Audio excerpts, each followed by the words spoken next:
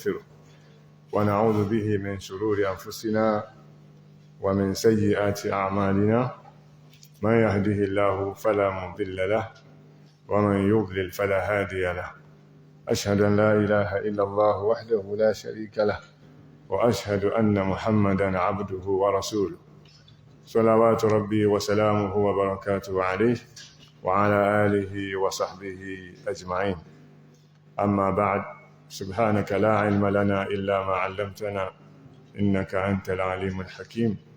اللهم علمنا ما ينفعنا وانفعنا بما علمتنا وزدنا علما يا عليم يا خبير. اللهم يا من فهم سليمان فهمنا ويا من علم آدم الأسماء كلها علمنا إنك أنت العليم الحكيم. اللهم رب جبرائيل وميكائيل وإسرافيل فاطر السماوات والأرض عالم الغيب والشهادة أنت تحكم بين عبادك فيما كانوا فيه يختلفون اهدنا لما اختلف فيه من الحق بإذنك اهدنا لما اختلف فيه من الحق بإذنك اهدنا لما اختلف فيه من الحق بإذنك إنك تهدي من تشاء إلى صراط مستقيم. آمين. السلام عليكم ورحمة الله وبركاته. وعليكم السلام ورحمة الله وبركاته. Gẹ́gẹ́ bí kò sí pamọ́ fún wa wípé àlàyé lẹ́kùnrẹ́rẹ́ nípa Salatul Jumu'ah, Babul Jumu'ah, àlàyé lẹ́kùnrẹ́rẹ́ nípa bá sì máa ìrun Jumu'ah kí, òun náà ni onímímọ̀ wa tí wọ́n gbé kalẹ̀ fún wa nínú tírà ńlá yìí tá a mọ̀ sí Bulughul Maram. Ṣápítà tó jẹ mọ́ ìrun Jumu'ah ibẹ̀ la wà,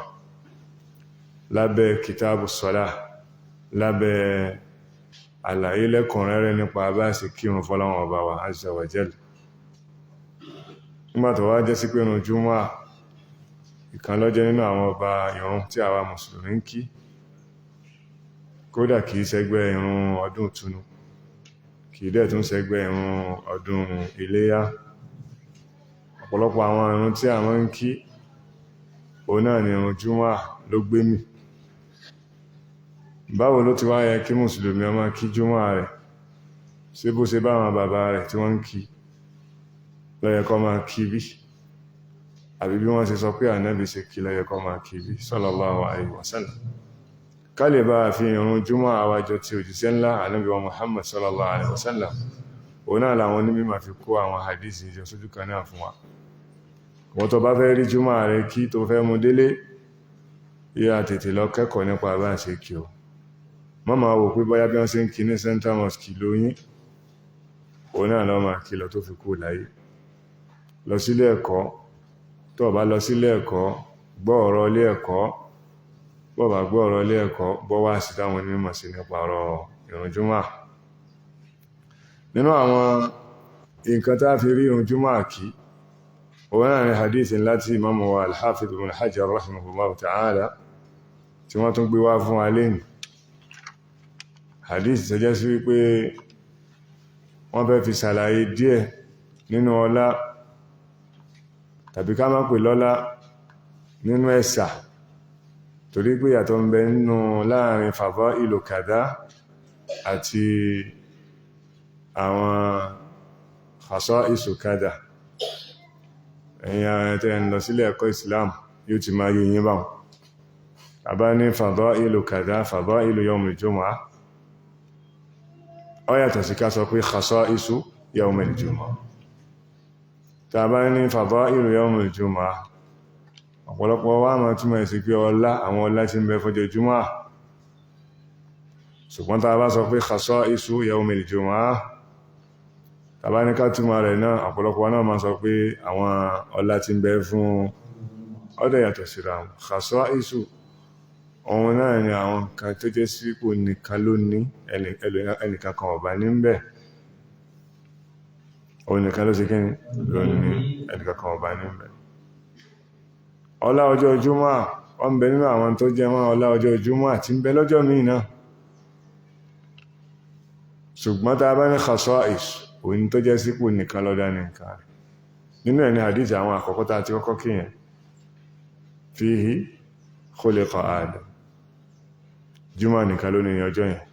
ló ní ọlá yẹn, ọjọ́ tá a dá Ànábì wa Adam alayhi salatu wassalam. Naam, nínú ẹ̀ náà ni wa fihi udkhila al-janna. Nínú ọjọ́ Jímọ̀ náà ni Ànábì wa Adam wọ ọjọ́ lọ́wọ́ al-janna, ọ̀sọ̀jọ́ kankan tó bá mímbẹ̀. Ẹlẹ́ẹ̀kẹta nínú ẹ̀ náà ni ukhrija minha. Ọjọ́ Jímọ̀ náà ni wọ́n mú Ànábì wa Adam jáde kúrò ní bus stop pé kó máa lọ sí ibi kíni ibi tá a rán lọ. Nítọ́lọ rán sí ilẹ̀ ìmọ̀ ń kọjá lọ mẹ́ ló fi jọ́lá. Mẹ́yàn bá ń lọ ibi kan tó dé tó gè tí wọ́n jọ kọjá, ṣe yàkọ́ ẹ. Ó lè máa jẹ́ sí pé kó máa jẹun tó wù mẹ́ lóòótọ́, mọ́ kò tí débi tí ń lọ. Ló fi jẹ́ ọlá fọjọ́ Jímọ̀. Torí ẹni mẹ́mọ́ wọn pé kí wọ́n á mú yàn kúrò láti jẹ́ náà, òfò Jímọ̀ lélẹ́hùn èyí sọlá ẹ̀sà ni. Torí pé mímú kúrò ń bẹ̀yìn náà ni lọ́jọ́ kí mi náà máa bẹ láyé, tó jẹ́ kí wọ́n náà máa bẹ láyé. Tí wọ́n bá mú kúrò ń bẹ̀, ìzáàrẹ̀ tí ń jẹ́ Bákàrẹ̀ Nùrẹ́yìn àbí olówó lára mọ́ kí níbi tí ń lówó. Ẹnìká gúrò rẹ̀ ǹsí ìyẹn a máa bí manú àlìjẹ́nnà, ọ̀wà dámi lóhun àfáà.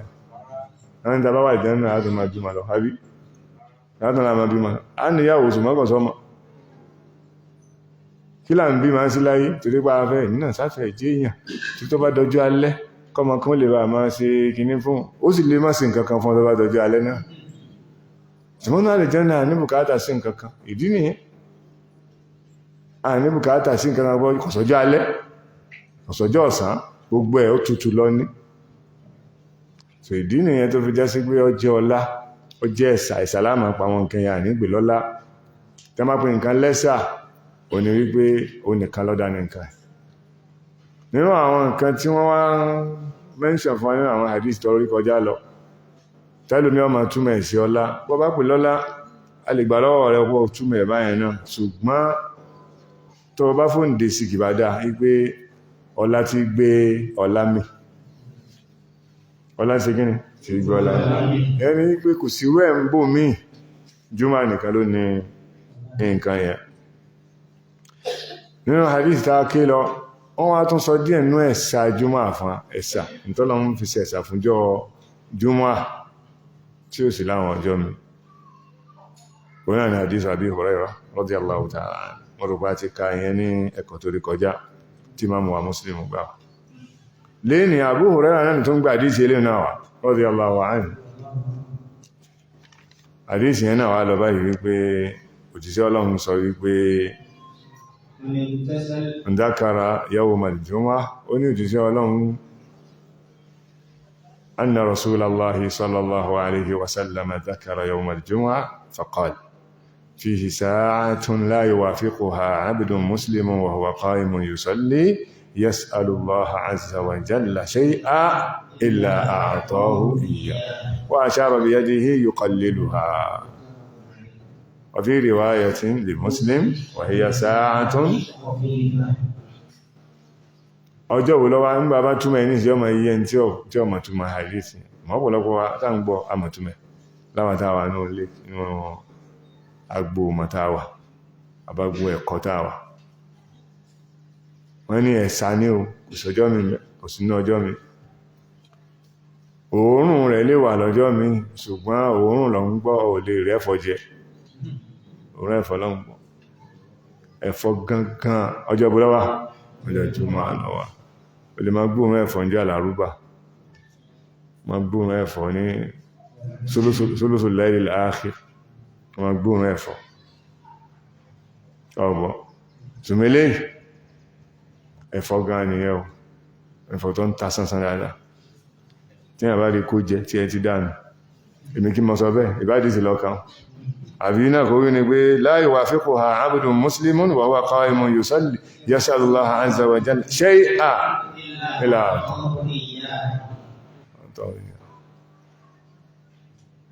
wọ́n ló ti ṣe ọlọ́run sọ fún sallallahu alaihi Abu Hurairah ní dhakara yawmal jumu'ah ó sọ̀rọ̀ ọjọ́ Jímọ̀ fún wọn wá sọ tí wọ́n sọ ń bẹ̀yẹn fún wọ́n gbé mi ó fi ya pé nǹkan kìí bẹ ìmọ̀ ń bẹ lọ́dọ̀ àwọn onímọ̀ èyí tó bá ń gbọ́ tí wọ́n sọ síta kò gbé wọn débi ìyókù ní ìyókù ń bẹ́ńbẹ́. Abu Hurairah sọ fún wa wípé ẹnu tí mo fẹ́ fún yín níbi àdísì ni tí ọjẹ́ ọmọ yín báyìí dákàrà yawmul jumu'ah ìyókù ń bẹ. Ó lànàbì sọ̀rọ̀ ọjọ́ jùmọ̀ kí á lọ sọ́kàn sọ pé dákàrà ń bẹ̀ yẹn kìí ṣe pómì nìkan mẹ́ńṣàn yawmul jumu'ah. Yawmul jumu'ah no dákàrà yawmul jumu'ah ọ sọ̀rọ̀ àwọn ìmọ̀ àdìtú mà tó jẹ mọ́ ọjọ́ ìjùmọ̀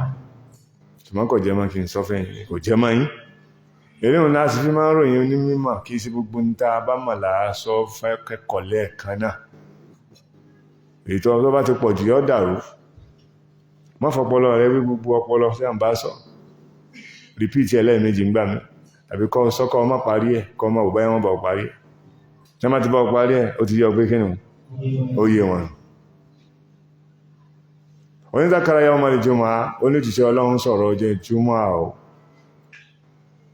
nínú tó wá sọ faqal ọ wá sọ nínú tó sọ́njọ́ náà ni pé fihi sáà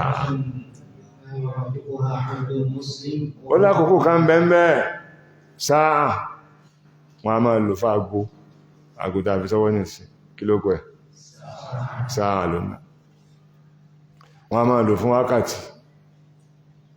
60 minutes sáà náà wọ́n a máa lò fún ọjọ́ gbíǹde alkiyama sáà náà wọ́n a máa lò fún al'an pé àsìkò tí mò ń lò lọ́wọ́ nìsìn fi hadhihi sáà àbọ́ ìsọba ní èdè Kùránì fi hadhihi sáà now sáà hálò al'an sáà a máa lò fún àkókò tí ò ní seconds tí ò sì ní ìṣẹ́jú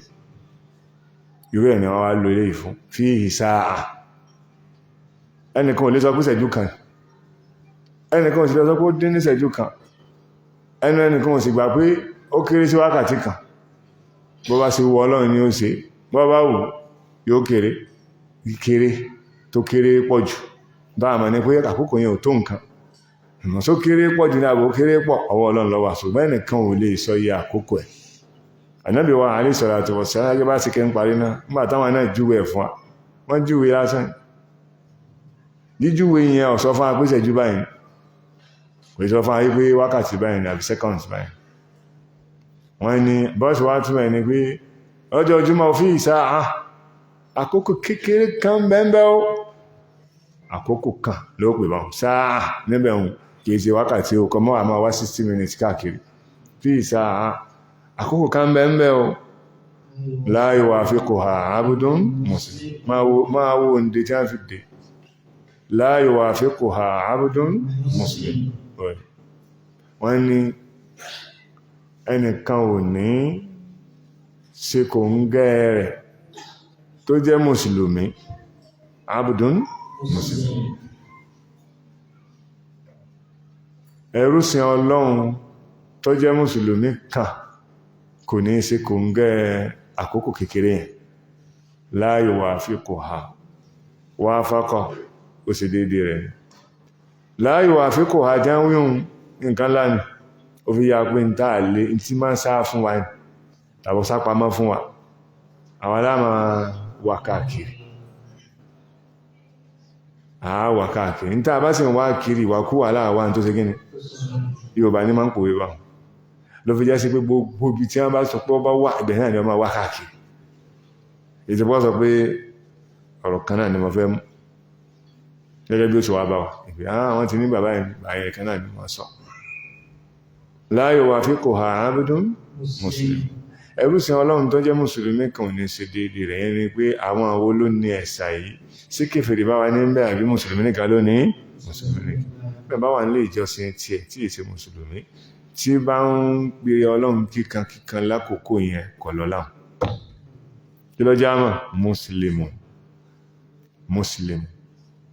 tó wà níbẹ̀ ẹnìkan ò sì ní jẹ́ mùsùlùmí ló kọ náà kọjá sí pé ó ti dá nǹkan míì kúrò ní Islam bóyá ó ti dẹlẹ́bọ ṣùgbọ́n ẹlẹ́bọ kọ̀kọ̀ ní kìí sí lẹ́bọ gbangba kò kò lè jàǹfààní àkókò ara bí tí wọ́n ti ń ṣòfò nìyẹn lẹ́yìn tí ń ṣe ẹbọ tí ò ṣe tawhid dáadáa tó sì ń pẹ́rẹ̀ mùsùlùmí tí wà mọ́sálásí tó bá ṣàdúrà lákòókò yẹn sí yọ́sẹ̀ torí pé kìí ṣe mùsùlùmí la yuwafiquha abdun mùsùlùmí kan ò ní ṣe déédéé kó sì kò ń gẹ́ rẹ̀ wafaqaha wa la yuwafiquha ẹgẹ́ bí n ta sọ fún wa ohun kí ọmọ wá wa o àwa láti kí àwa láwọ̀ wá káàkiri àwa láwọ̀ kí bó láti wá rí ìdíṣẹ́ ńlá Ànábì Muhammad sallallahu alaihi wasallam àwọn náà ni ó jí wa tààfi ní dààmú pọ̀ tààfi máa wá káàkiri tọ́ mùsùlùmí tó wá sí kòǹgẹ́ rẹ̀ náà ó tún lóǹdè kò sí mùsùlùmí kankan tí ń bẹ láyé tí ò ní kọjá lára àkókò ń lóòótọ́ àbẹ́ every 24 hours wa náà ni a lò gbogbo wa náà ni ó kọjá lára wa kò sẹ́ntì ò ní kọjá lára wa ṣùgbọ́n nígbà wo ni ó tó lọ́láhùn ó ní wa huwa qa'imun tó tún ti ló ń di ẹlẹ́ẹ̀kejì qa'imun yusalli tó jẹ́ tí ń ṣàdúà qa'imun tọ́tẹ̀ramà qa'imun ó dún ní ma yusalli lẹ́yìn tí ń pè ọlọ́run kí ẹ̀wà gbé dictionary kó fẹ́ túmọ̀ hadith ń bẹ ní ìsinsẹ́ àwọn pé nǹkan ṣẹlẹ̀ ọwà qa'imun tí ń kírun tó dìde yusalli tí sì ń kírun kọ́ sọ wípé qa'imun ó dìde yusalli ọ́n ṣàdúà ẹ dìde àdúà ó fi dictionary túmọ̀ ṣẹ̀rí àrùn lọ́ba kóbà ọ padà sídọ̀ àwọn tó túmọ̀ hadith kí ni a túmọ̀ ẹ̀sì ló fi jẹ́ sí pé wa huwa qa'imun yusalli ojúpọ̀nà tí a gbà túmọ̀ rẹ̀ ọ́fẹ́ tó bí ọ̀nà mẹ́rin àti márùn wa huwa qa'imun yusalli ojúpọ̀nà àkọ́kọ́ òun náà ni pé wọ́n ní ojúpọ̀nà àkọ́kọ́ yẹn a and b ni alif àti ba bí ète wà mẹ́ ṣùgbọ́n ó lè má jẹ́ ète fẹ́lòmíì kọ́kàn tí pé ọkàn sí dédé rẹ̀ sọ pé la yuwafiquha abdun ó fi yọ ayé pé ákà wá náà ni ẹni tọ́lọ ń bá fún nù wa rí ni ètò ogun aláàrí wọ́n ní ọ̀nà àkọ́kọ́ tí mo pè ní a and b alifa bá òun náà ni ká túmọ̀ sí pé la yuwafiquha abdun muslim wa huwa qa'imun yusalli wọ́n ní òun náà ni kí nìyàn ó tó bá ti di àkókò tí wọ́n ní àkókò yẹn wà yẹn kí èèyàn wọ́n náà àti rírun kan kí bàbá wọn kọ́ wọ́n náà àti rírun kan kí lójúpọ̀ náà ṣẹ̀ríà ṣùgbọ́n lọ́nà ète ó lè jẹ́ ọ̀nà ète ó sì lè má jẹ́ ọ̀nà ète tí ẹgbọ́ yí bá wọn ọ̀wà qa'imun yusalli kọ́ wà nílé rẹ̀ kákòókò yẹn wá tó ọ̀nà àkọ́kọ́ ni pé kó dìde kó nílé rẹ̀ kọ́ wá lọ mọ́sálásí yóò mọ́sálásí sí yóò jókòó pẹ́ ẹni àbí yóò sì tahiyyatul masjid yóò sì tahiyyatul masjid àbí yóò ní sí tahiyyatul masjid wa huwa qa'imun yusalli fayad'u fi hadhihi as-salah ní àkókò tí wọ́n fi kíní òun àkókò tí wọ́n ní àkókò ìsìjábà yìí fẹ̀mọ̀ pé ẹ̀yìn asir ọmọbẹ̀mẹ̀ àbí before ìgbà tí khatibu bá jókòó ọ̀rọ̀ yìí náà bọ́ àbá padà ẹ̀yìn asir kò sí náfílà mẹ́ nínú ṣẹ̀ríà kò sí náfílà lẹ́yìn asir títí tí magribi ètò ẹnìkan wá dìde ọjọ́ Jímọ̀ àsì ní ẹ̀yìn asir ní ọ̀rọ̀ tó lágbára jù wà lọ́dọ̀ ọ̀pọ̀lọpọ̀ àwọn onímọ̀ bó ní ó sì wá rírun kí wọ́n ní kó gbéra ní rẹ̀ kọ́kọ́ rí sí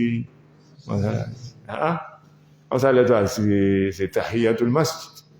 àti wọ́n á sì tahiyyatul masjid tó ti tahiyyatul masjid ọ̀rọ̀ yẹn ti kò lórí ẹ̀ àdúrà tí ó tọrọ ń gbà náà yọ́ sí àbí ọ̀sẹ̀ yọ́ sí wa huwa qa'imun wọ́n lọ́nà àkọ́kọ́ ni alifunu ènìyàn ó kú bá tí í ṣe bí rẹ̀ òun ni kó tí ẹ máa máa láti kọ́ wà nílé ẹ̀ náà wọ́kàn lọ sàlùwàlá ní ọ̀sàlùwàlá ó sì sunnatul wudu náà àbí lọ́wọ́ wọlé lọ́wọ́ Allahu inú owó ló ń kí mọ́ sàlùwàlá tán ní ìsinmi mọ́ lọ sí àlùwàlá ní súnnà àlùwàlá wọ́n ni wa huwa qa'imun láfi wá ní ọ̀nà méjèèjì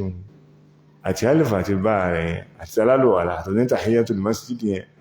bí ète wà mẹ́ gbogbo nǹkan tètè bá rẹ̀ ti wọ̀ Ọlọ́run nígbà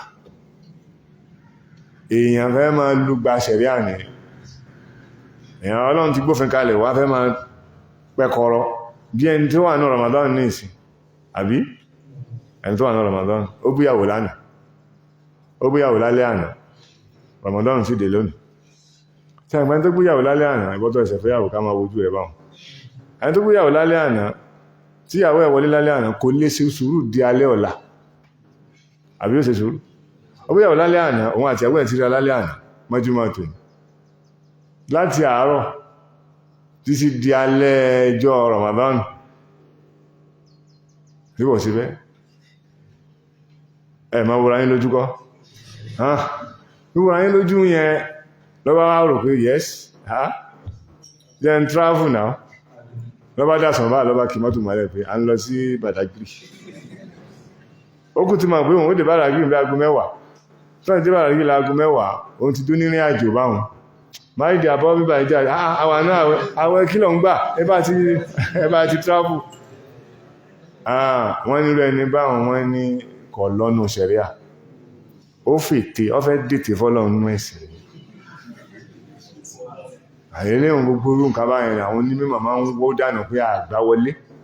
bíyàn bá wá gbé bá wá nù kọ́ọ̀tù ṣẹ̀ríà kọ́ọ̀tù ibi kí ni ìdájọ́ tó ṣe nǹkan báwọn àáfún ní ìdájọ́ tó le àáfún ní kíni ìdájọ́ tó le torí pé kìí ṣe pé àṣà rẹ̀ ní kó tráfù ìjọ náà ká ní pọ́jọ́ tí máa tráfù tẹ́lẹ̀tẹ́lẹ̀ ní ibi wọ́n nìkan lọ máa dá tráfù kí lọ wá mú yòó lẹ́yìn sí torí kó lè bá aráyè ṣe ìwà àbàìlẹ̀ tó fẹ́ ṣe ó wá fẹ́ gbé bọ abẹ́ ṣẹ̀ríà irú àwọn kan máa yí gbà wọlé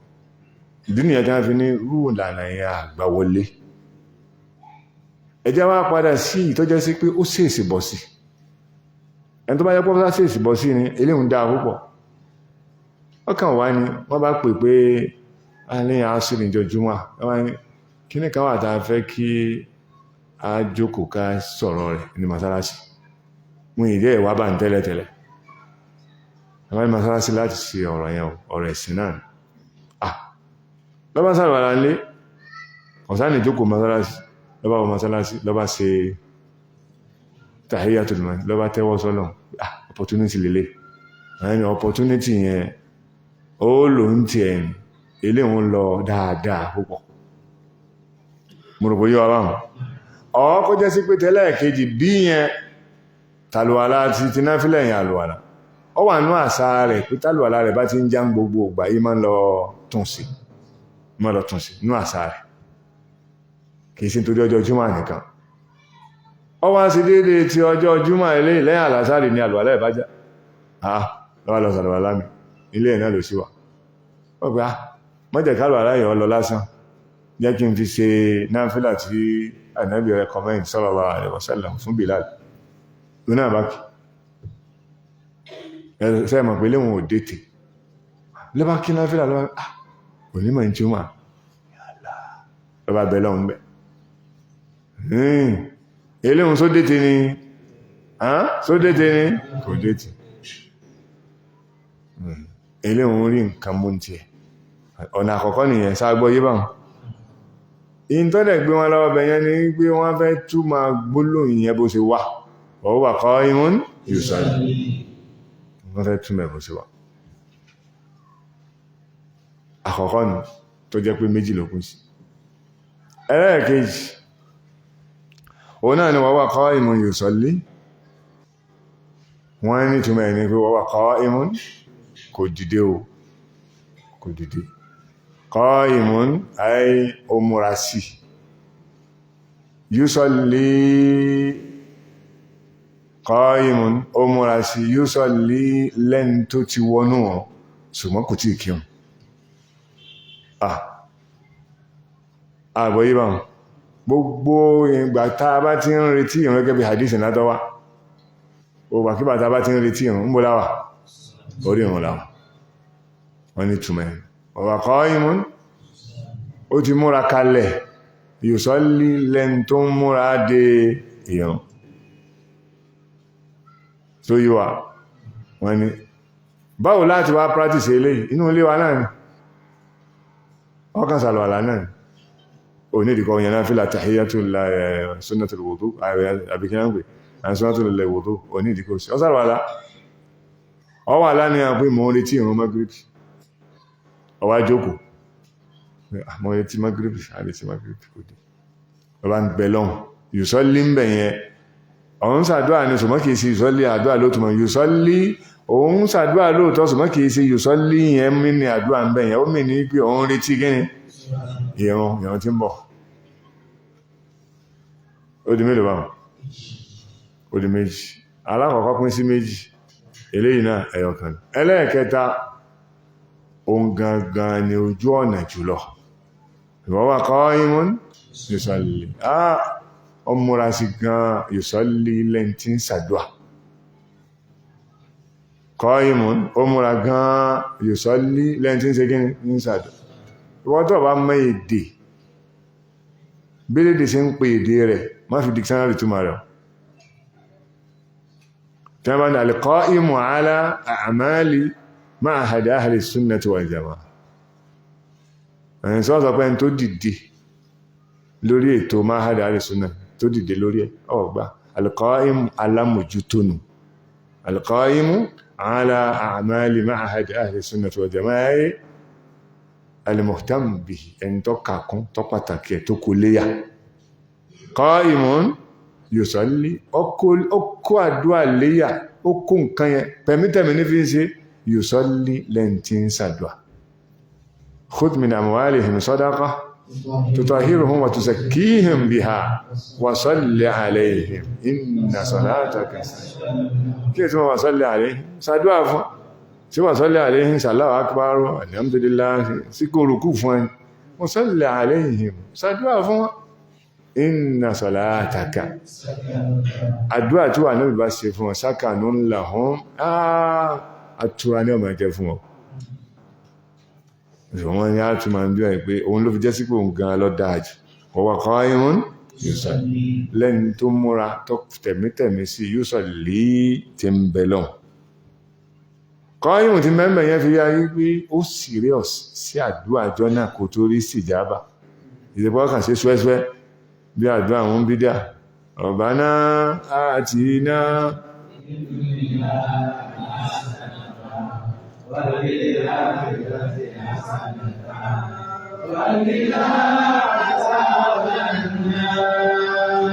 tẹ́tù máa rẹ́rìn bẹ́ sádùá sí kọ́ ìmú wá wá mẹ́ yóò tó máa kàrí wáyà láìmá dìráyà Rabbana atina fid dunya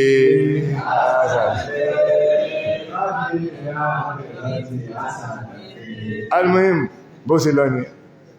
kọ́ ìmú tí mẹ́mbẹ̀ yẹn àwọ́dọ̀ wo ó ní nǹkan ló kúkú sọ́já ẹni tó lọ fún júmọ́ náà nìyẹn ẹni tó má jì tọ́jọ́ júmọ́ ní sọ fún àní sallallahu alaihi wasallam ni wọ́n wà qa'imun yusalli ó jókòó tó serious ìyá máa kọjú tó gírí gẹ́gẹ́ bó ti fẹ́ há kíw ọ̀gbìngbà tó há níjọ́ kan tó sàn há ọ̀fẹ́ há ọ̀sàn há kí lọ padà sí ọkọ̀jú tó gírí padà ní tó rí nǹkan kan mọ́ ọwá kọjú tó gírí tí ò sí àmì kankan bẹ̀ bí white yìí ò sí nǹkan kan tó ń wó ń bẹ́ ó dì fọ́kàn yọ wà mí tó ń sí wọ́n ní qa'imu nìyẹn wọ́n gbà wá lọ́tọ̀dọ̀ ọ̀pọ̀lọpọ̀ àwọn salaf radiyallahu anhu ọlọ́run jẹ́ àjọ wọn a lè ṣe bí wọ́n tán ọlọ́run jẹ́ àjọ wọn wọ́n lẹ́yìn asir fún ìbáyàn sọ̀rọ̀ níjọjúmọ́ kìí sí pẹ́ kọ̀ọ̀kan wá ti kí asir tàbí àti fáwọn anybody torí ọ sọ̀rọ̀ ó dì lọ bá sọ̀rọ̀ kí là ń wá fi ìsáà láyé wà fi kọ́ abdun muslim wọ́n wà kọ́ ìmú ìsọ́lì náà practice mo serious kọ́ ìmú taratara tẹ̀mítẹ̀mí mo fi wà mẹ́ bọ́ fọ́tọ̀ kò ní wọ̀ bó ké kàwẹ́yìn bọ́ ma sọ pé masálásí lọ́bá wà kò sí tọ́kàn kò tí ẹ̀ gbọ́ mọ́ ọgbóntọ̀ mọ́ ní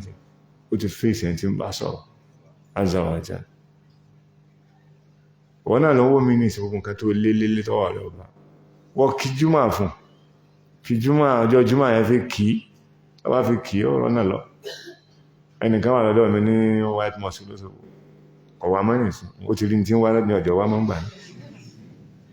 hálùkọ̀ tí màmá sí lẹ́yìn àásì bá dàbí júmọ̀ tó lọ́n sì ti pé kí ọdún 2010 ọdún 14 mẹ́rìnlá ó ti lọ lórí ẹ̀ oún tí wọ́n á jẹ́ kan náà tí wọ́n wá hálùkọ̀ mítà tó máa sí gbogbo ọlárúbáwá ń jẹ ṣùgbọ́n ọfẹ́nẹ́sì ó wá sọ nǹkan kan títà lé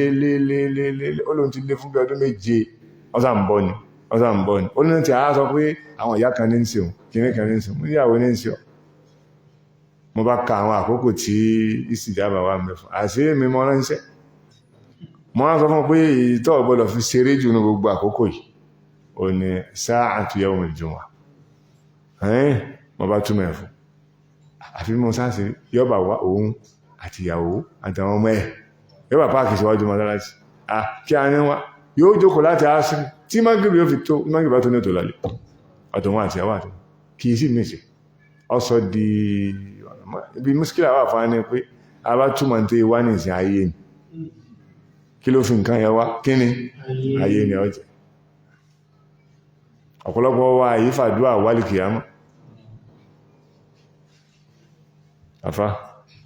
sọ sàdúrà lónìí mọ́rúnkẹ́ àbíkín mọ́rákínyọ̀ tó sàdúrà lónìí àbọ́ sàdúrà lónìí ọ̀sàdúrà àwọn ní abilé rẹ̀ bíkọ́ sọ nǹkan bí ìtọ̀tọ̀rọ̀ ní ìsìn bí tí ó parí sí owó ayé náà ní ọgbà sí ọlọ́njẹ́ ń lọ Saudi àbí sọ́wà ń bẹ́ ọlọ́njẹ́ kí wọ́n gbé mìíràn Saudi Arabia ok tó bá yẹ pé wọ́n gbà sáré torí ìmọ̀ ẹni ọmọ dáa ó sì tọrọ lúmìnà nítorí wá lọ bẹ̀yẹn ọyẹ́kọ́ sọ pé ọlọ́run fún mi ní kíni ìmọ̀ kò ní sọ pé ọlọ́run fún mi nímọ̀ ọlọ́run jẹ́ mi náà dé Saudi ní ọmọ wí ok ṣe tọ́ béèrè ní tí ẹ̀ wá lọ bẹ̀ àbíyá pé kìí sí ti mọ̀ nìkan lọ ń bá lọ bẹ̀hùn nǹkan mìí tó ń ṣe kíni nǹkan mìí tó wá ń bẹ̀ nǹkan lọ gá ìmọ̀kàn tẹ̀lé lẹ́yìn lásán àfi ayé àfàdúrà wa wẹ́sìn ó ń tì ń mọ́sá wá tó bá kàǹtì júmọ̀ rẹ̀ yóò tí mo bá wò yóò fẹ́ tó sù márùn-ún àbí mẹ́fà dáwọn mọ̀ ya ní orí mọ̀ ya mọ̀ rí fi ń gbé mọ́tò méjì ìyàwó gbé kan ọ̀nà gbé kan wá sí mọ́sálásí ní ọ̀bá wá mọ́ ó ti achieve kìí sí pé kí ọ̀wà sọ́dọ̀ wa ní máa wá náà díẹ̀ nínú bó bá rí mi máa ń ṣe dáadáa lọ ó sì fẹ́ràn súnnà dáadáa ọlọ́wọ́ bá wà pẹ̀lú ẹ̀mí wọn al-muhim àkókò yẹn ò sí fi ṣeré máa fi lè ní wọ́n ni la yuwafiquha abdun muslimun wa huwa qa'imun wọ́n ni yasalullaha azza wa jalla shay'an illa a'tahu wọ́n ni yóò tọrọ nǹkankan lọ́dọ̀ Ọlọ́run nǹkankan àfikọ́ Ọlọ́run fún wà lọ mọ́ kí wá sí gbogbo nǹkan tó bá tọrọ Ọlọ́run fún in tó bá tọrọ tí è bá sí ma lam yakun ithman aw qati'ata rahim tí ó bá ti jẹ́sẹ̀ tó ẹ́ pẹ́sẹ̀ bá ní Ọlọ́run á fún èṣù ló lè bílèrè ẹ̀ṣẹ̀ tí ó fún ọ èèyàn lè tọrọ ẹ̀ṣẹ̀ lọ́dọ̀ Ọlọ́run kò fún kọ́tọ̀ pé Ọlọ́run jẹ́ wọn máa mú tí yóò káàkiri ni Ọlọ́run jẹ́ wọn máa mú tí yóò káàkiri ó ń gẹ́ òní bèèrè lọ́dọ̀ Ọlọ́run ti màpá Ọlọ́run ní sekíní kò ní fóhun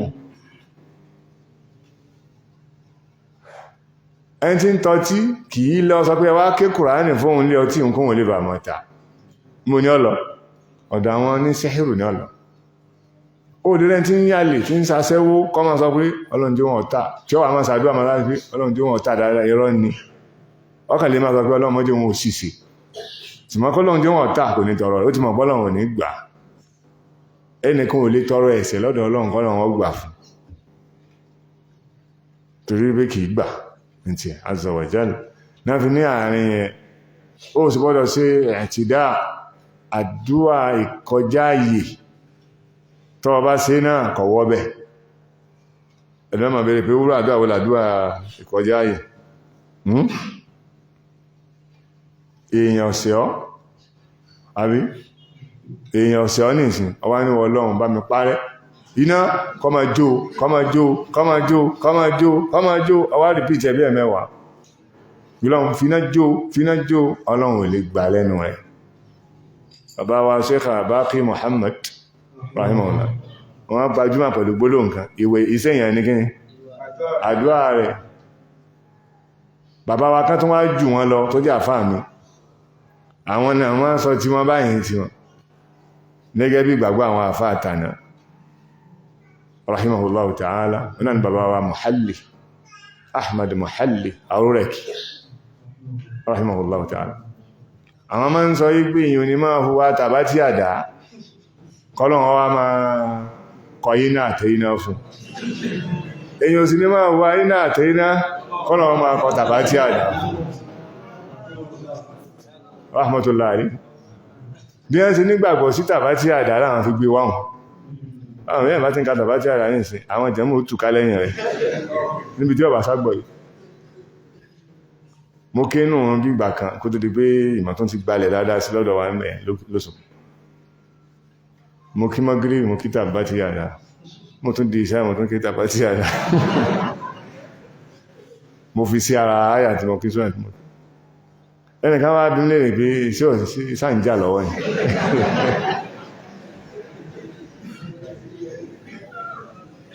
ẹni tó wá béèrè yẹn kìí sí èyàn kékeré nínú jama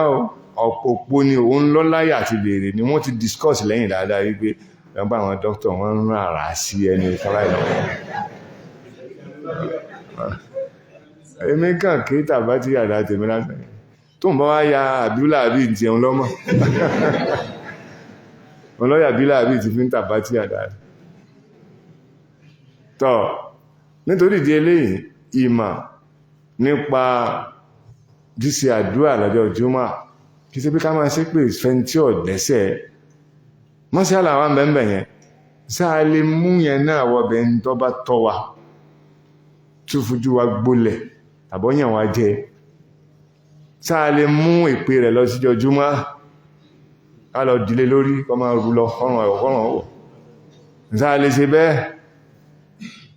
ẹ̀dáhùn ẹ̀yìn àfà mufti àbí mufu lẹ́yìn muftawu lẹ́yìn àtọ́ tó ọmọ pé mufu lò ju muftawu lọ mufu ni kò tí ẹ lè dákí ó pè rárá muftawu ó ń pè ṣùgbọ́n kò lè pè dáadáa tó bẹ́ẹ̀ mufti gangan lẹ́yìn tó mọ̀ tó yẹ dáadáa ìwá lẹ́yìn báyìí tí mufti ní inshallah mufti ni ọ má jẹ muftawu ń jẹ ọ àfáà kan sì mẹ́rin bàbá rẹ̀ ń jẹ́ bẹ́ẹ̀ ṣùgbọ́n ẹ̀ ní pé wọ́n ní mú miftah náà lọ àwọn mú làwọn tí yẹn mú wọ́n mú kiri tí wọ́n tọ́ sáà lè ṣe fẹ́ni tó jẹ́ pé ọ lẹ́tọ̀ sí pé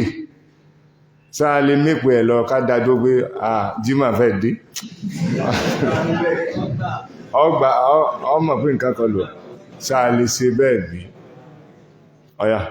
tàyọ́ fàtíwá tàyọ́ fàtíwá fún wa ààrí ọya fàtíwá fún wa mọ́mù fún fàtíwá rẹ̀ ọya a lè ṣe bẹ́ kí ló dé wọ́n náà máa bá pè kí ló dé lẹ́yìn ẹ̀ kí ló dé àdúrà náà ní ká ṣe bẹ́ẹ̀ àdúrà ló náà ìbọ́lọ̀ lókè sí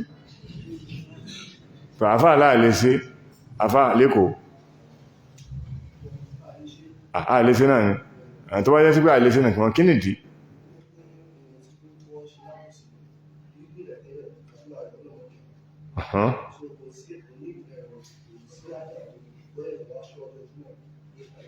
tó bá wò pé kún wọn wọ́sọ méjì lé lọ́dọ̀gbẹ̀ fún kan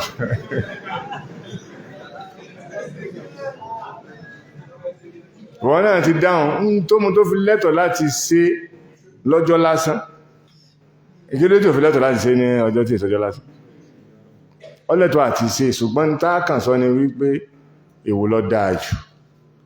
tọ́ tàbá wá lílò ló dáa jù ó lẹ́tọ̀ àti ṣe ọgbọ́ báhùn òjíṣẹ́ Ọlọ́run sallallahu alaihi wasallam ó ní salasatun la turaddu da'watu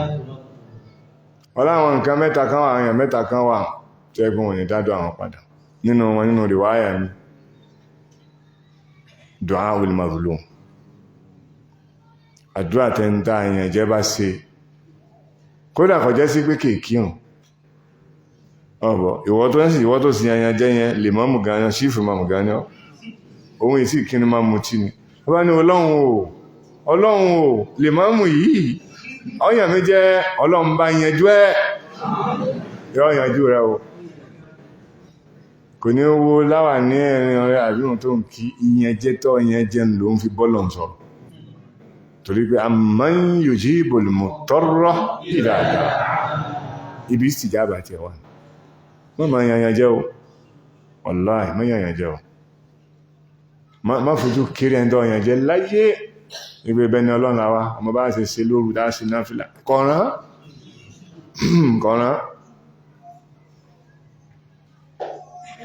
rárá ló fi jẹ́ sí pé ẹni tó sí ẹntà àyàn jẹ́ ọlẹ́tọ́ àti fipamọ́ díjọ́ jùmọ́ pé òun fẹ́ wọ dọ́bù fún ṣùgbọ́n ìwò lọ́dá jù mọ́ sí àlà kékeré mìíràn lábẹ́rẹ̀ sákí àbí sẹ́ǹsì wọ̀nà ìwò lọ́dá jù ṣé kó fún lépè òun ni àbí kó gbé mi ní ìgbọ́ kó gbé mi àfáà ní kó gbé mi tí gbogbo aná lálọ bẹ́ẹ̀ pé kó gbé mi ní bẹ́ẹ̀ ni kì wá ṣe bẹ́ẹ̀ lórí ọ wà lọ́wọ́ bírú ẹni tí ó ṣe nǹkan bá ṣe rí tó bá já sí pé ẹni tí kìí ṣàṣà rẹ̀ nìyẹn lápòjúwe ní ìsìn ó wọlé rẹ̀ àbí ọlọ́bì kan gbà tí èdè ọ̀nbọ̀ òtútù tún wá mú lálẹ́ ẹjọ́ náà kọ́ délé kọ́ lọ́bá bẹ́lí tí a ti ọkùnrin ẹlówó tó bá jẹ́ sí pé kìí ṣàṣà rẹ̀ ṣùgbọ́n lówó lé Alhaji Kamaru lóṣù tọ́lọ òun náà lọ tún wó lé Alhaji Kasari ní oṣù tọ́lọ lọ́hùn àwọn méjèèjì wọn ò lè pè lẹ́nu tí wọn àwọn látọ̀ pé ìsáfilẹ̀ lọ́lọ́ wọ́n máa fi kíní kan ròyìn bàbá Kamaluddin nílọrin rahimahullahu ta'ala láti bàtà ti wà lọ́dọ̀ kéékèèké tí náà ma bàbá yẹn jù dáadáa náà láti máa gbọ́ wọ́n ní wọ́n gbé mọ́tò fún bàbá ńgbà náà 504 Peugeot ní ọ̀gá ọkọ̀ ńgbà náà wọ́n wá gbé fún wọn wọ́n ní kò ju bí ijọ́ 5 ló lè bá gbé wọ́n ní gba bàbá dé wáàsí wọ́n ní wáàsí kan tẹ́mà sí rọ̀lẹ̀ jọ ọ̀bọ̀yájọ́ ọmọjọ́ yẹn lọ́sọ̀ọ̀sẹ̀ sáì ní Ìlọrin mo lọ rí bí ẹ̀mẹ́jì gbà mọ́ lọ wọ́n ní bàbá ní ìrìn pé pẹ̀lẹ̀pẹ̀lẹ̀ láwọn máa ń sọ̀rọ̀ ní tiwọn kò sí kìrìkì láyé jẹ́jẹ́ ni wọ́n náà sọ pé málàmù tẹ̀pẹ̀ máa ti rí málàmù kíní a'anakumullah akramakumullah málàmù kíní sọ pé ẹrú Ọlọ́run rà á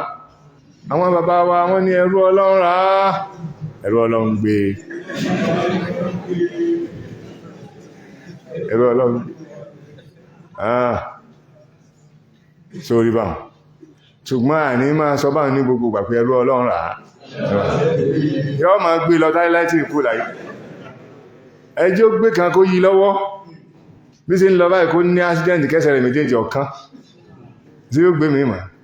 ká gbé mi mà ara yóò sinmi ló fi jẹ́ sí pé kìí ṣe mọ́tòlá kan gbà mí àmà wà tó jẹ́ sí pé tí ìbá ṣe pé ń tì rí bẹ́ẹ̀ tí ìṣiṣẹ́ rẹ̀ nìyẹn ìtọ́ dáa jù ní kéèyàn sàmójúkúrò fún kò fi wá ìlọsíwájú àbí àgbéga lọ́dọ̀ Ọlọ́run lójọ́ gbẹ̀rẹ̀ kìí àmọ̀ pé fílẹ̀ ọba ń dẹrù ní tó bá jáde kìí àmà yóò kú yóò san padà ẹfílẹ̀ ṣùgbọ́n tó bá jẹ́ sí pé bí ṣe gbé nìyẹn wọ́n sàn sọ pé àṣegbé ń bẹ lọ́dọ̀ àṣegbé kí ni tèmi yóò rí pé kò sí gbé ń bẹ ó gbé mọ́ tó gbé yẹn ọwá lọ fún ní kọ́tọ́pọ̀ ìpè níjọjúmọ́ ó fún dáadáa eléhùn into sin lọ́lọ́lá jù lásìkò yẹn tí a gbọ́ yìí ẹ̀mọ́ mọ́jà irú àwọn ọ̀rọ̀ yìí àwọn tá a máa ń ṣàǹfààní lọ́dọ̀ wọn àwọn àfáà àgbà méjèèjì yìí ni mo fẹ́ sọ àmọ́ ṣàǹfààní ẹ̀ pọ̀ lọ́dọ̀ wọn alákọ̀ọ́kọ́ Ibn Taymiyyah rahmatullahi alayhi ẹlẹ́ẹ̀kejì Ibn Qayyim rahmatullahi alayhi ọ̀pọ̀lọpọ̀ gbà àmọ́ sàǹfààní fún nǹkan bá lọ́dọ̀ wọn pọ̀ tí ó jẹ́ kó máa yí ọ yí pé ṣẹ̀rí àyèsó lójú kan ọ̀rọ̀ bẹ́ẹ̀ ni ọ̀rọ̀ ẹlòmíì rírọ̀ ọ̀rọ̀ líle ló sí kíní líle lọ́rùn àwa mú ní tó le náà fún náà bẹ́ẹ̀ mú dídé fún ó jẹ́ ká yóò sinmi so bí ó ṣe lọ nìyẹn àfà tó yí báwọn wọ́n ní àti àdúrà ọlọ́ràá àti àdúrà tí máa ń fa ọ̀rá mu méjèèjì lọ́wọ́ ọjọ́ kíni ọjọ́ Jímọ̀ ní tó fi sanra mbẹ́mbẹ́ ní tí a fi máa gbẹ náà mbẹ́mbẹ́ àdúrà tó wà níbẹ̀ wọ́n ní wa huwa qa'imun yusalli yas'alu Allaha azza wa jalla shay'an illa ọlọ́run ní ud'u rabbakum tadarru'an wa khufyah innahu la yuhibbul mu'tadin so i'tida'u fi du'a àbọ̀dọ̀ sí náà kí ni túnmọ̀ i'tida'u fi du'a òun náà ni ká máa ṣàdúrà tí àwa gan mọ̀ pé kò sínú àṣà Ọlọ́run Abdulkadir ẹ̀pọ̀ mọ̀sára sí dáadáa ẹ̀mbà ti dánú yìí náà bá Abdulkadir Abdulkadir bá ní Ọlọ́run ò a lọ sí Ṣakí ní ọ̀sẹ̀ tí ń bọ̀ ní Jàlárú bàbá mi ò fẹ́ gún machine lọ gbé mi débẹ̀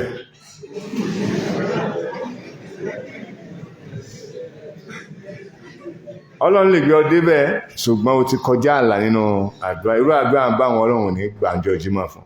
bó ṣe jù bẹ́ẹ̀ ẹ jókòó tọ́ ẹnìkan náà bá tún dìde lọ́bá ní wọ́n Ọlọ́run wọn fẹ́ yàwó ṣùgbọ́n fẹ́ bímọ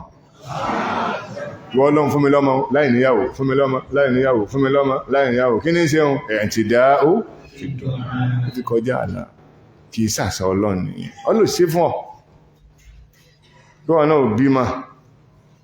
látara ọkùnrin fún afẹ́ pé wọ́n náà ní ọkàn sá jáde náà ní pé èmi lọ́mọ rẹ̀ nínú pé ọmọ mi náà ni Ọlọ́run lè ṣe ṣùgbọ́n kì í sàṣà Ọlọ́run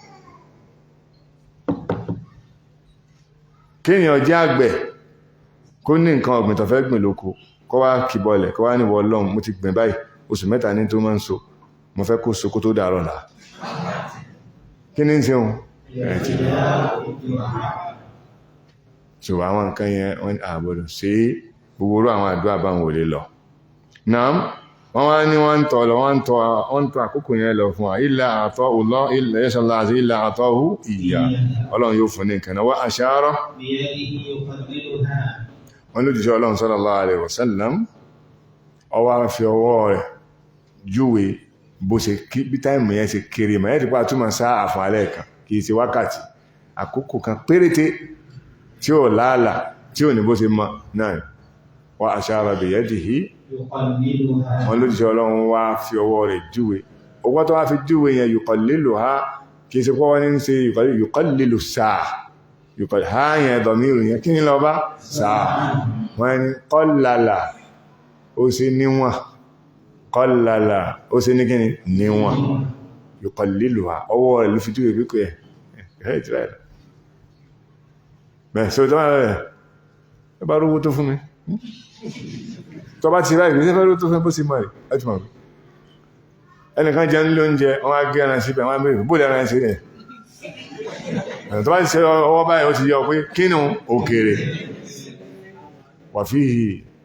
nínú tánì Nábì sí mẹ́rin alayhi salatu wassalam ló ń fi yíwa yí pé best teacher òun náà lẹ́ni tí ń lo equipment láti fi bá wọn yàn sọ̀rọ̀ ẹni tí ń gbàdí ìsìnwá ní ìsìn bó ti ẹ̀fẹ́ gbàgbé pé sọ́gùn ni àbí ogun mú oníwà ashara biyadihi kò gbàgbé ọwọ́ tó fi sí ohun bí ẹ̀ bá ṣe báyìí gan pé ẹ bá bí ọlẹ́rìí pé só sùn dáadáa lálẹ́ àná tó wá sọ fún wọn pé mo sùn dáadáa àbí sùn dáadáa ọdún kí ni túnmọ̀ rẹ̀ kékeré báyìí à ń fi ìṣàárà sọ̀rọ̀ signal iná ni òjíṣẹ́ Ọlọ́run wá fi ọwọ́ rẹ̀ ó fi ṣe àpèjúwe wọ́n ṣe àpèjúwe bí wọ́n ti ṣe pé ó gbé ìka kan síbi kan almuhim kúkúrú ni pé ó sáfi ṣe bá tí máa lò níran kálukú wọn náà lò bẹ́ẹ̀ bá ṣe máa lò lọ́dọ̀ tiwa ni pé ó tún bẹnu jẹ́ sí díẹ̀ lọ́dọ̀ tiwa ń báyìí tó bá bẹnu jẹ́ sí wọn ò lè gbọ́ túmọ̀ ẹ̀ tó bá sí báyìí lásán ó sojú bá kan tí wọ́n fi mọ̀ tó mìn lọ́dọ̀ tí wá ń bí ọ wá lè jẹ́ pé nílẹ̀ bòmí kò ní ìdíkò sójú bá kan ó sì jẹ́ pé nílẹ̀ bòmí ó tún rẹ́rìn máa tí ó dàbẹ̀ ni pé nǹkan gidi lọ ń sọ ẹ̀rín òun ni ó túmọ̀ pé kékeré lọ ń sọ so àṣà kálukú ọ̀tọ̀ alimohim ìkakọ́lọ́bà wa bí wọ́n ti ṣe ìjọba wa ń bẹ̀jù ni pé wọ́n sàn sọ fún wa pé àkókò yẹn kéré púpọ̀ wà fi riwayatin li Muslim wọ́n ní riwaya Imam wa Muslim rahimahullahu ta'ala wọ́n fi ń túmọ̀ yuqalliluha wọ́n ní wàhíyá sa'atun àkókò kan khafifa tó mọ níwọ̀n fúyẹ́ ọgbẹ̀ kékeré báyìí lákòókò yẹn náà. Jazakumullahu khairan. Wa 'an Abi Burdah radiyallahu anhu 'an abihi وعن أبي بردة عن أبيه رضي الله عنهما قال سمعت رسول الله صلى الله عليه وسلم يقول هي ما بين أن يجلس الإمام إلى أن تقضى الصلاة رواه مسلم ورجح الدارقطني أنه من قول أبي بردة. نعم حديث يتوان واي حديث أبي بردة كانوا ما سابع أكبر رضي الله تعالى عنه ولو كوان عامر ابن عبد الله ابن قيس عبد الله بن قيس بن أبو موسى الأشعري رضي الله عنه Abu Burda àwọn gbà wáyé pé òun gbà wá látọ̀dọ̀ bàbá àwọn tí ṣe Abu Musa al-Ash'ari wọ́n ní àwọn gbọ́ tó ti ṣe Ọlọ́run ọba ń sọ yí pé àkókò tí mo ròyìn fún yẹn o ma bayna an yajlisa al-imam ila an tuqda as-salah wọ́n ní ń bẹ láàrin ìgbà tí imam bá jókòó lórí mẹ́mbà níjọ́ Jímọ̀ títí tá fi kírun tán ẹ̀ẹ́dì tí wọ́n gbé lọ́mọ́ so ló fi jẹ́ sí pé ìmáàmù Muslim gba hadith wọ́n ní Ad-Daraqutni àfáàgbà tó rí sí Sahih Bukhari àti Sahih Muslim wọ́n rí sí kété tí kéta wọ́n rí sí ní tí mà tí a bá rí sí nǹkan ní mà áì kọ̀ndẹ̀mù àìbù ẹlòmí ọkà máa bú Ad-Daraqutni pé kílẹ̀ wá dìtò fi bá ìmọ̀ ní ń gbé màmì lọ́dọ̀ tí wọ́n á mẹ́bàá ẹ̀bẹ́ nìkan bá sọ rọ́dù fẹ́ nìkan ní ìsìn wọn kan jà ìjàbò ọ̀rọ̀ ìsìn yàtọ̀ sí ìjà àní láti gbọ́ yé Daraqutni rahimahullahu ta'ala ó ní mímọ̀ àgbà ní aládìsì láwọn wọ́n rí pé àwọn àdìsì kan bẹ́ ń bí Sahih Bukhari Sahih Muslim tí ó dé lẹ́fù bí tí Imam Bukhari gbé sí tí wọ́n sì rí wọn mú ọ̀bọ̀bá tí wọ́n sì kí ní àrí wọn ilé wọ̀nyí sí ṣùgbọ́n ìwọ́tọ̀ ọmọ Arba'un Nawawiyya kọ̀há sórí kọ̀há méjì gánú àdìsì Arba'un Nawawiyya ọwọ́ jókòó ti Sahih Bukhari wọ́n ń fànádà rẹ̀ wọ́n wo pé Sahih Bukhari àdísì kan bẹ́ẹ̀ àwọn àdíbẹ̀ tí ó dá ìwọ tániwọ́ so ẹwọ́ lẹ́tọ̀ sí yẹn tó bá ti ẹ̀fẹ́ sọ̀rọ̀ máa sọ̀rọ̀ Arba'un Nawawiyya ibi àdísì kan bẹ́ẹ̀ Arba'un Nawawiyya gbẹ́ngbẹ́lẹ̀ nìyẹn wa ṣùgbọ́n ó taka tòpò lọ sínú Sahih Bukhari Sahih Muslim ìsinádùn mélòó níbẹ̀ lórí tiẹ̀ àwọn Daraqutni tó ṣe torí pé ní mímọ̀ ni wọn Imam Ad-Daraqutni ara àwọn àdísì kẹtẹ́ ń sọ ní Sahih Muslim lọ́wọ́ àwọn ìsọ pé no ilé ìṣẹ́ àdísùn marfu' huwa mawquf wọ́n sì prove ẹ̀ ṣùgbọ́n wọn ní mímọ̀ kó fún àpàdà bí ju àwọn lọ àfáàgbàlẹ́yìn náà àwọn Muslim ìṣẹ́gẹ́ni ìṣẹ́gbẹ́ni bí ilẹ̀ wọ́n sì kó fún àpàdà ìsílẹ̀ wọn wá sọ fún abẹ́kọ̀ wá máa sọ pé Daraqutni ní kọ̀gbà ẹnu tèmi ọgbà ó di pé mọ́ láwọn onímọ̀ ní ọkọ̀ fún àwọn onímọ̀ àgbà ní wọ́n ṣàlàyé fún wa ní tó ń yíyẹ ọgbà ní a fi ṣàlàyé ọ̀rọ̀ yẹn ló fi jẹ́ sí pé ìtawà gbà wọlé ni pé hadithun marfu' al-hadith marfu' ṣùgbọ́n Imam wa al-Hafiz Ibn Hajar sọmọ̀ pé àwọn bọ̀wọ̀ fún mà ìtawà àti ń sẹnu yàmà sí mà lásìkò táwà yìí akàmà kékeré kan á sì máa wú bí ẹni pé gbogbo nǹkan lámà òbí Imam al-Hafiz sọ ó ní rawahu Muslim wà dákẹ́ mẹ́wàá ni wa rajjaha Ad-Daraqutni annahu min qawli Abi Burda rajjaha kí n tó sì tarjih tó rò pé lásán iṣẹ́ ni wọ́n ní Imam Ad-Daraqutni ó ní ìtọ́ fáwọn jùlọ́dọ̀ tóun lẹ́yìn ìgbà tó ń ti jẹ́ lókè jẹ́ lódò tó ń sàfihàn tó ìsinádò Imam Muslim àti gbogbo turuku hadisi òun ni wípé àánú hadisi yóò Abu Burda ló sí kíni lọ sọ ọ̀rọ̀ yẹn o náà ó ní min qawli Abi Burda kìí sọ̀rọ̀ bàbá rẹ̀ gan kìí sí kíni kìí sọ̀rọ̀ bàbá rẹ̀ ọ̀rọ̀ bàbá rẹ̀ kọ́ àwọn onímọ̀ wá ní láéláé kò tó sọ́bọ̀ ọ̀rọ̀ bá wọn torí pé amrun gaibi amrun gaibi ọ̀rọ̀ tí èèyàn tó máa dá sí làákàyè ò sí sọ̀rọ̀ ń pa àkókò yẹn ìmọ̀ kan wáhíyù kan lèyàn fi sọ wáhíyù ni ló ṣe déédéé irú ọ̀rọ̀ yìí Daaru Qutni kò sọ pé rìwáyà yẹn wà da'ifa o ṣùgbọ́n ní laysat marfu'a ẹnu tó sọ ti sẹ́mọ̀ pé jẹ́mà sí pé máa gẹ́rẹ̀ marfu'a ààrin la nahtaju bihi la nahtaju biha ní tí ń sọ náà ni so wọ́n ní Abu Burda lọ sọ̀rọ̀ yẹn gan kìí ṣe ọ̀rọ̀ Ànábì Muhammad sallallahu alaihi wa sallam àwọn adúró rí pé ọ̀rọ̀ Ànábì ni sallallahu alaihi wa sallam Abu Burda yẹn dẹ̀ ní nínú tabi'in náà àwọn tabi'in náà ni wọ́n wà náà àkókò kan náà àkókò yẹn ni wọ́n sọ fún ayẹ́ o kí lákòókò náà tí ìmáàmù bá jókòó lórí mímbà sàmù tó bá dé yóò sàlámà báyìí sàlámà tán kí ni yóò ṣe yóò jókòó ìjókòó tó jókòó yẹn tí wọ́n ń pè láti bàtà tó jókòó yẹn wọ́n ló ti bẹ̀rẹ̀ títí tí ó fi sọ pé assalamu alaikum wa rahmatullah assalamu alaikum wa rahmatullah ẹwà jẹ́ abẹ́ alẹ́ rí àkókò wá làdúrà ṣe ń bẹ̀ sọ́nà pé tí mọ́ bá ti jókòó lórí mímbà gbogbo sẹ́ wọ́n bì sí lọ́wọ́ ti sálámà tán kí ni yọ́ tẹ̀lé lẹ́yìn àtàn tí wọ́n bá ń pè rún lọ́wọ́ sáàmà sàdúrà àti bọ́ọ̀lọ́ àbá máa wí ní tẹ́ntí ń pè rún wí ẹ̀yin ni ẹjá mi lóhùn a máa wí ní tẹ́ntí ń pè rún tẹ́ntí wá wí láàmà wí padà ọba wá pè rún tán kí ni yọ́ tẹ̀lé kútùbà tẹ́ máa ń ṣe kútùbà lọ́wọ́ sáà lẹ́tà àti máa tọrọ àjọ sẹ́rí bí nǹkan ti ń lọ bá wọ́n ṣe kútùbà tán kí ni ó tẹ̀lé ìkọ́mọ̀ sí nígbà tí wọ́n bá ṣe kọ́mọ̀ lọ látọ̀ pé mọ̀ ń bọ́ òmù ṣàdúrà lọ́wọ́ àkókò tá a ní bẹ̀ yẹn làwọn onímọ̀ kan fi sọ pé lásìkò tí ìmáàmù bá ṣe kútùbà alákọ̀ọ́kọ́ tán sẹ́wọ̀n yóò dákẹ́ bó tó pé yóò bọ̀ sí kútùbà ẹlẹ́ẹ̀kejì àkókò tó rọra dákẹ́ yẹn àfírí láti ṣàdúrà wọ́n nígbà yẹn láti kẹ́ni láti ṣàdúrà lẹ́fì máa rọ́pọ̀lọpọ̀ àwọn èèyàn wọ́n ń ṣàdúrà lákòókò yẹn wọ́n nígbàgbọ́ pé ṣùgbọ́n ṣọ́ra o ẹlòmí ó ṣe àdúrà ń wọ kútúbà kejì yóò tún máa kọ̀míìtì lára àdúrà rẹ̀ sẹ́mọ̀ ó tún ti ń fẹ́ ó tún ti ń ṣiṣẹ́ báyẹn ló fi jẹ́ sí pé àkókò kan náà ló wà fún àtúnlákòókò mi náà tá bá ń kírun lọ́wọ́ tá bá ń kírun sọ̀látù jùmọ̀ lọ́wọ́ lásìkò tá bá forí balẹ̀ tó yé báwọn ló fi jẹ́ sí pé oríire ni fún ọ tó ń kírun jùmọ̀ níbi tí wọ́n ti ń kírun pẹ̀lú farabalẹ̀ bàbá kí jímọ̀ mú mi báyìí kó tó forí kalẹ̀ ìmáàmù ti gbé orí ń bí ẹ̀fọ́ ìgbà alákọ̀ọ́kọ́ báyìí mú láti ara àṣàdùn àti bẹ́ẹ̀ náà tó bá ti tàṣáhùd tán lọ́jọ́ jùmọ̀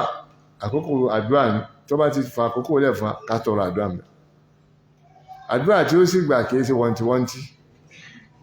ṣe jawami'ul kalim rabbana atina fid dunya hasana wa fil akhirati hasana wa qina àwọn jawami'ul du'a yìí àtàwọn àdúrà nábì ní اللهم إني أسألك كل خير سألك منه عبدك نبيك محمد صلى الله عليه وسلم وأعوذ بك من كل شر استعاذ بك منه عبدك رسولك محمد صلى الله عليه وسلم àti bẹ́ẹ̀ bẹ́ẹ̀ lọ àwọn àdúrà tó jẹ́ sí pé sókí ni ṣùgbọ́n ó ti kó gbogbo nǹkan jẹ́ sí so ìyẹn ni ọ̀nà tí a lè gbà rí àdúrà sí lákòókò yìí àkókò àkọ́kọ́ nìyẹn tí wọ́n wà ní hadith àbí بردة رضي الله تعالى عنه نعم وفي حديث عبد الله بن سلام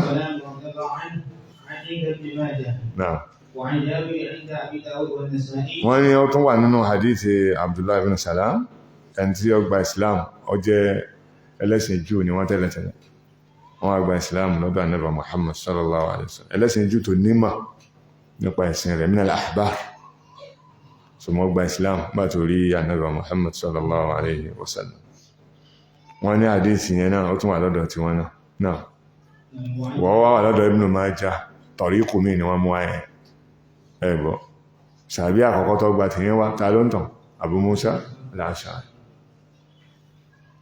wọ́n wá mú mi wà tó jẹ́ sí pé sàbí mi Abdullah ibn Salam ó ṣe akọni tí al-Hafiz ibn Hajar sí tó ń ti bí wọ́n ṣe pán Ad-Daraqutni nílé bí wọ́n ṣe pán létó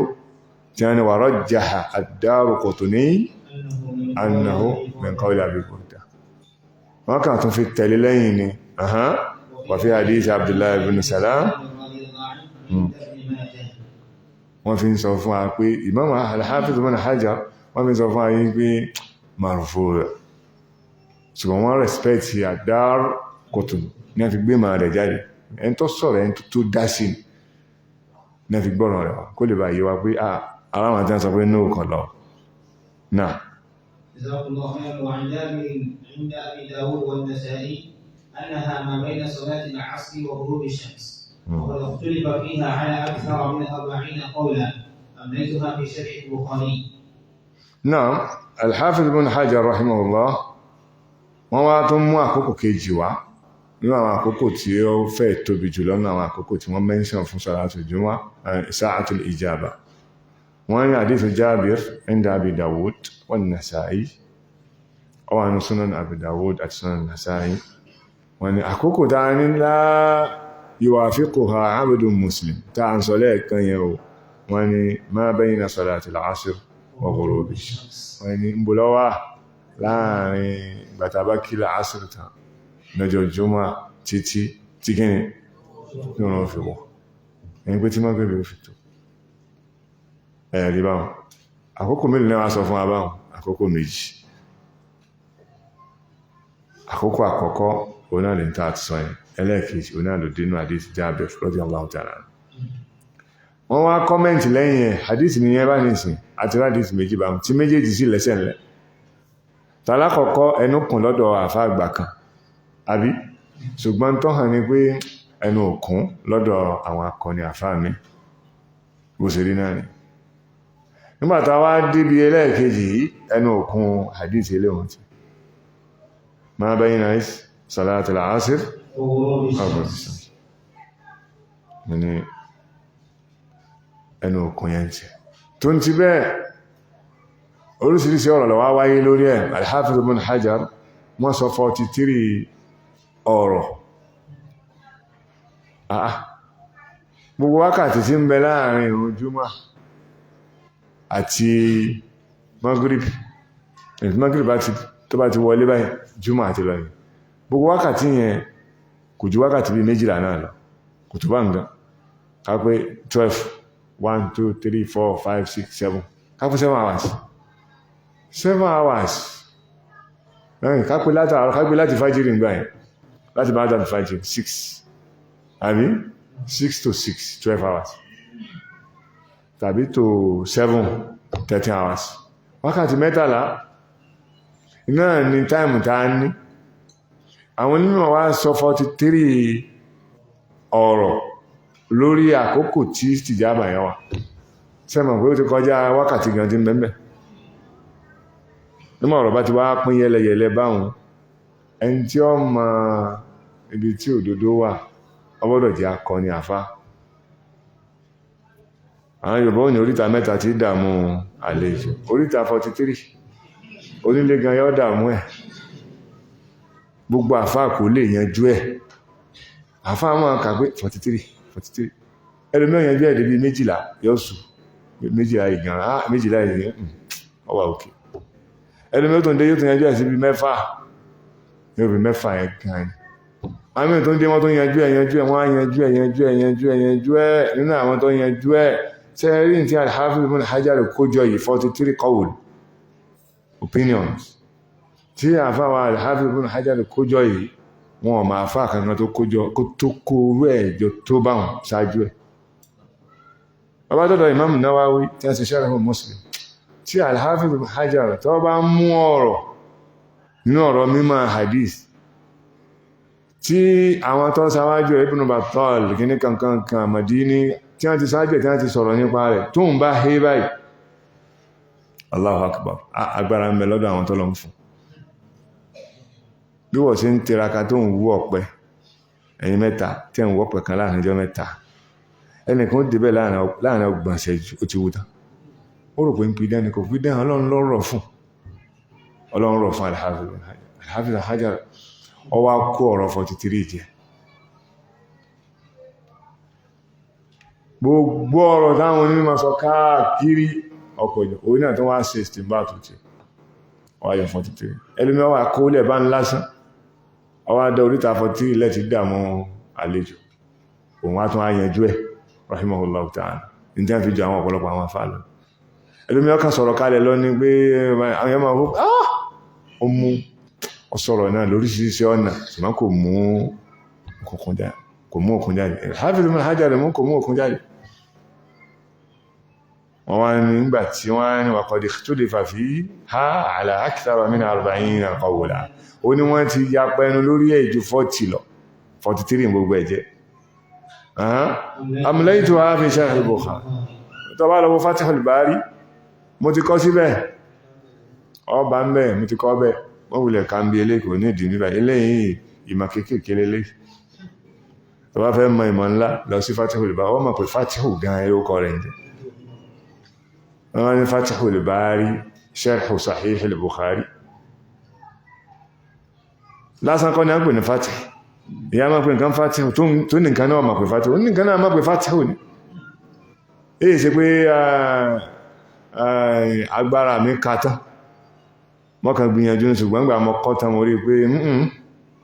Al-Bari ló sí òun ló sí fún ọlọ́run ló sí náà fi ní mo ti amlaytuha fi Fathil Bari fi Sahih fi Sharh Bukhari lọ́wọ́ ní Sahih Bukhari Fathil tí mo sí mẹ́ ọba gbogbo 43 yẹn ní ẹyọ kọ̀ọ̀kan ó sì máa ń kà ìwọ ní ìsìn olè kàdé bí méjìlá tó fi dojúrú mọ́ lótú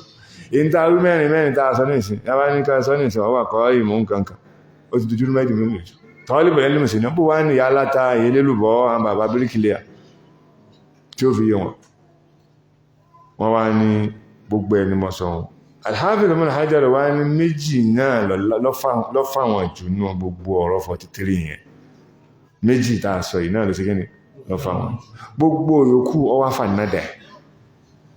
wọ́n ń wo ilé ọ̀lọ́ torí ìdìbáyì ilé ọ̀lọ́ torí ìdìbáyì ilé ọ̀lọ́ torí ìdìbáyì ọwá kú mélòó méjì tọ̀wá wà lẹ́yìn náà ní ìsìn ìwọ náà máa ṣiṣẹ́ èwo ló súnmọ́ jù mẹ́ sọ̀rọ̀ ọkọ̀ sọ́wá àwà mẹ́ha àyà èwo ló wá súnmọ́ inú méjèèjì báyìí nìsí ẹgbà tí wọ́n ń wo bọ̀ fún àwọn tó ń sì bá dé ayé kan ó kú méjì báyìí bí méjì náà làwà wà báyìí èwo wá ní èwo láàmù ń bẹ̀ ọya bismillah ẹ̀sì sọ dìtẹ́ fi mú náà kọ́ṣà láàfi parí halkọ̀ tó ní báyìí ọya bismillah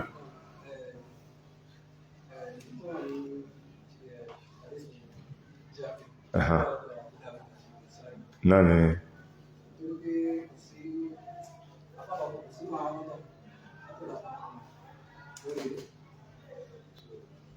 ìdí nìyẹn tẹ́ fún tí a sọ àkókò tó mú ní àkókò wo ló mú fún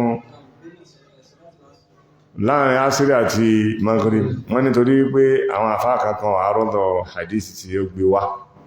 ìbéèrè wa mẹ́mí in tó wà ní Sahih Muslim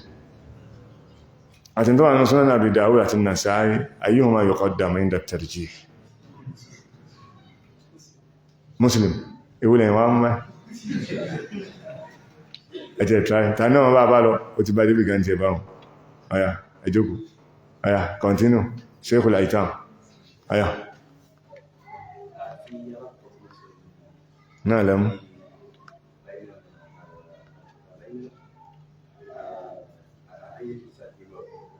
tí kí lọ́fà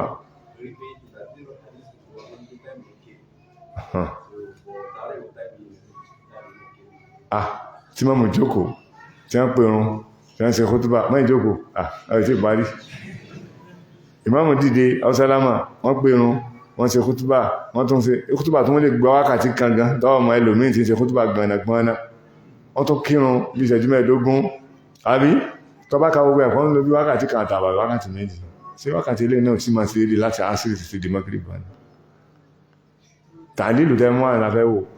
onítorí pé àkókò yẹn kéré àbí àkókò ilé náà gùn ọ̀yá ìtàn wọ́n gbìyànjú ẹjọ́gò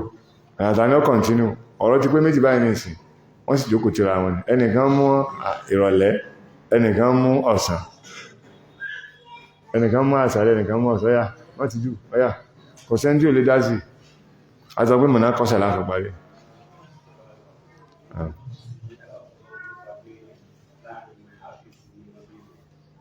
tó ń lọ́dà jù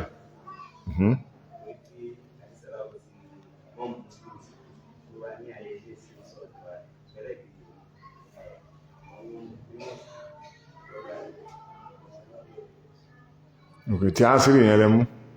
gbogbo ẹni tẹ́ mú àlà ásírì bó lẹ́ẹ̀sì wá túmọ̀ wa huwa qa'imun yusalli èyí wa huwa qa'imun yusalli ọba àdísù Jábìrù lọ ọba àdísù Abu Burda lọ Abu Burda ní ìsìn wọ́n ní tọba ti fẹ́ mú sẹ́ tètè dé jùmọ́ kò débẹ̀ láago 9 àárọ̀ àmẹ́wàá láti sọ́n jẹjọ yẹn kọ́ àmọ́ yẹn náà fílà lọ wa huwa qa'imun yusalli wa huwa qa'imun yusalli títí tí máa ń sọ pé assalamu alaikum ọlọ́ sànú omi sànú gbogbo tó ti ń kírun bọ̀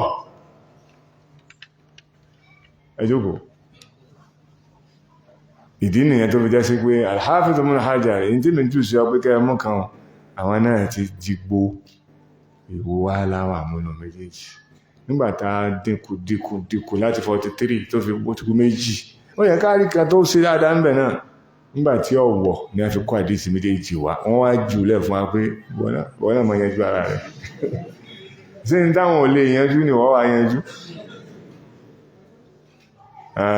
wọ́n ní túnmọ̀ ní wípé ká jókòó wa ká máa sọ méjèèjì àwọn sọ méjèèjì at-takafu'u fil adilla evidence méjèèjì ní ń fi agbága bàbá lè wà ní Sahih Muslim òtọ́ ní wà ní Sahih Muslim abẹ́gẹ́ ti báwọn tọ̀hún wà ní Sunan Abi Dawud Sunan Nasa'i òtọ́ ni ṣùgbọ́n tó fífọ́ tọ̀hún kan náà wá tí ò fífọ́ tìyìn tó fífọ́ tìyìn kan náà wá tí ò fífọ́ tọ̀hún wọ́n jọ ń fà mọ́ra wọn lọ káàkiri wa qa'imun yusalli ó sì ń bẹ̀ ni gbogbo aládà gìrìgìrì lọ bá ti hadithu Jabir wọ́n parí huwa qa'imun yusalli Ànábì tó sọ̀rọ̀ jáde sallallahu alaihi wasallam yóò máa yí a pé gbólóhùn as-salatu lẹ́nu Ànábì ṣẹ̀rẹ̀yìn as-salatu ṣẹ̀rẹ̀yìn ni máa ń sábà gbèrò tánàbí bá sọ pé sallu kí ló túnmẹ̀ sí wọ́n sọ pé ó ní a máa ṣàdúrà ní ìpìlẹ̀ nìyẹn kìí sí lókàrà náà bí ń fọ́ sallallahu alaihi wasallam ṣẹ̀rí àní ń fọ́ jáde kàlámù nàbí sallallahu alaihi wasallam kàlámù shar'i ṣùgbọ́n èdè ni wọ́n fi gbé jáde ní ṣùgbọ́n ọ̀gbọ́dọ̀ lọ gbé bá ìtumọ̀ èdè lásán tó bá gbé lọ bá ìtumọ̀ èdè lásán nǹkan ṣẹlẹ̀ sí ọ̀nà ẹ̀sìn rẹ̀ ya ma'shara ash-shabab man istata'a minkum al-ba'a falyatazawwaj gbé lọ sínú èdè ńgbà náà kò pé falyatazawwaj ó túnmọ̀ falyatazawwaj sí lógà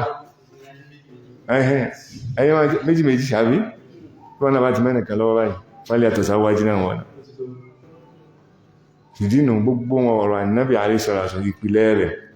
ṣẹ̀rẹ̀ àrùn ìdí nìyẹn tó fi jẹ́ sí pé wa huwa qa'imun yusalli ó fífọ́ hadithu Abu Burda kò dẹ̀ fífọ́ hadithu Jabir wallahu ta'ala a'lam náà kádúró bá náà tó bá dẹ́kọ̀ tó ń bọ̀ insha Allah ta'ala àmà tẹ̀síwájú wallahu ta'ala a'lam subhanaka Allahumma wa bihamdik ashhadu an la ilaha illa anta astaghfiruka wa atubu ilayk.